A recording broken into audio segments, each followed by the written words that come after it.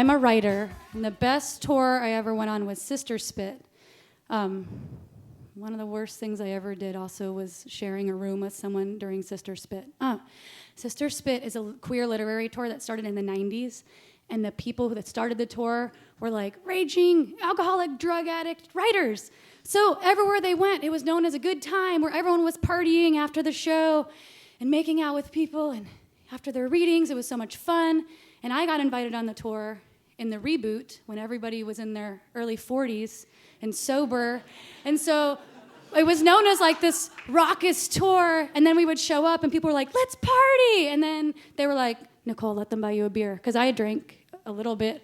And so then we would go out and the hosts would buy them beer and they would pass it to me, and I was like, okay. And we played something on tour called the Point Game. And I the first day in the van, someone said, are we playing the Point Game? I said, what is the Point Game? It's this. If you remember the Spur Posse from the 90s, then you know what it is. It's pretty much, you could make out with people on tour, and if you kiss them, you get 1 point. If you do a feel up, you get 2 points. And if you do it with them, you get 3 points. And we said, well, what do you win? And Michelle said, well, it's a game of seduction. You just, I don't know, you win. You get to be the biggest slut. And we were like, well, and all the new people, the 20-somethings were like, can we get a sandwich? I said, yeah. And someone else said, well, can we get a side? And so by the end of the conversation, the prize is a sandwich, a side, and a drink. And so the stakes were high, and we were all in. And so my first point I traded somebody a comic book. I said, help me out with this thing. Here's a comic book. All we have to do is make out in the bathroom. And then I quickly learned you can play the Point Game, or the Point Game can play you. So you playing it means you use it as an opportunity to kiss people that you otherwise wouldn't have an in with. And it playing you is that you are so competitive that you're blinded and you just want points, and you wake up every day with a shame spiral because you've kissed people you would never, ever want to kiss in a million years. And I let the Point Game play me, and I still didn't win. So one night we were in Columbia, Missouri, and there were a lot of young queer people that hadn't seen a coastal gay person ever. And they were excited to see us. And we were very rare and exotic, and they took us to karaoke, and even the old-timer sober people came, and they kept buying them tequila, and they kept passing it to me and the other 1 or 2 20-somethings, and I thought, okay.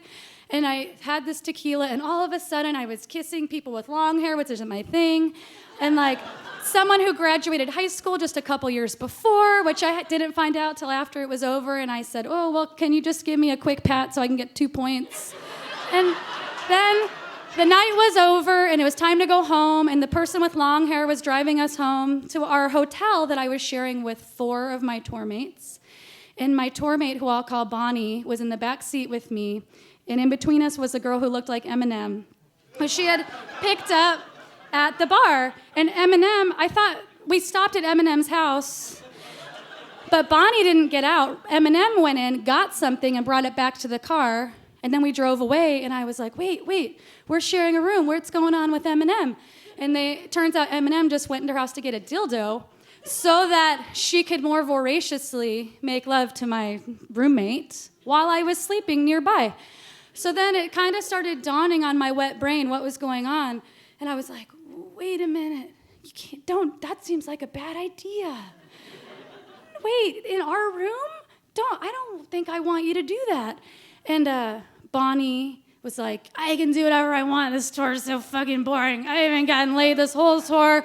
I thought it was going to be so fun, and everyone's, And she started saying all this stuff, and then she said, it's my room. I can do whatever I want. You're such a... And Eminem felt bad for me, so Eminem said, hey, your reading was good. And I was like, thanks.